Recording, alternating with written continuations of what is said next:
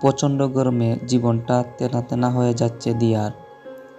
এই মারাত্মক গরমে আধা ঘন্টা ট্রাফিক জ্যাম ভীষণ বিরক্তকর। এই ভীষণ বিরক্তকরের মাঝে হঠাৎ খেয়াল করলো বাইকে বসা ব্যক্তিটি ভয়ানক অগ্নিদৃষ্টি দিয়ে তার দিকে তাকিয়ে আছে, যার চোখে মুখে তীব্র ক্ষোভ। দিয়া খেয়াল করে দেখলো ছেলেটা আর কেউ নয়, তারই মামাতো ভাই বিহান। দিয়া গনগন চোখে পলক ফেলে সম্পূর্ণ নিশ্চিত হলো এটাই বিহান। বিহানকে দেখে দিয়ার অভ্র কুঁচকে এলো। বিহান সত্যি তার দিকে তাকিয়ে আছে, এটাই অবিশ্বাস্য ব্যাপার। দিয়ার দৃষ্টি বিহানের দিকে নিক্ষেপ হতেই বিহান হেমলেট পরে নিল মাথায়।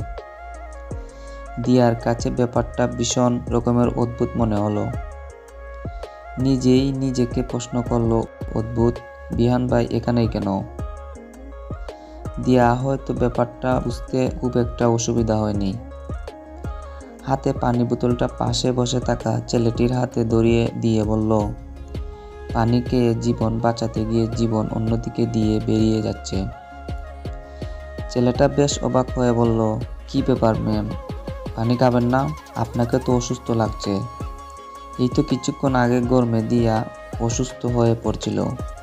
মাথার উপর ফুটন্ত সূর্যের তাপ দিয়ে অসুস্থ করে ফেলছিল, কেননা প্রায় ঘন্টা দুয়েক সে কড়া রোদে ঘোরাঘুরি করছে। গরমে ক্লান্ত হয়ে ইজি বাইকে উঠতেই আরেকটি ছেলের হাতে একটা পানির বোতল সহকারে দিয়ে পাশে এসে বসে। দিয়াকে ইজি বাইকের সিটে ক্লান্ত অবস্থায় হেলান দিয়ে বসতে দেখে ছেলেটি তার হাতে পানি বোতল দিয়া হাতে তুলে দেয়। দিয়া পানি খাবে সেই মুহূর্তে বিহানের ক্ষুধার্ত চেহারা দেখে আত্মগিদ্ধ হয়।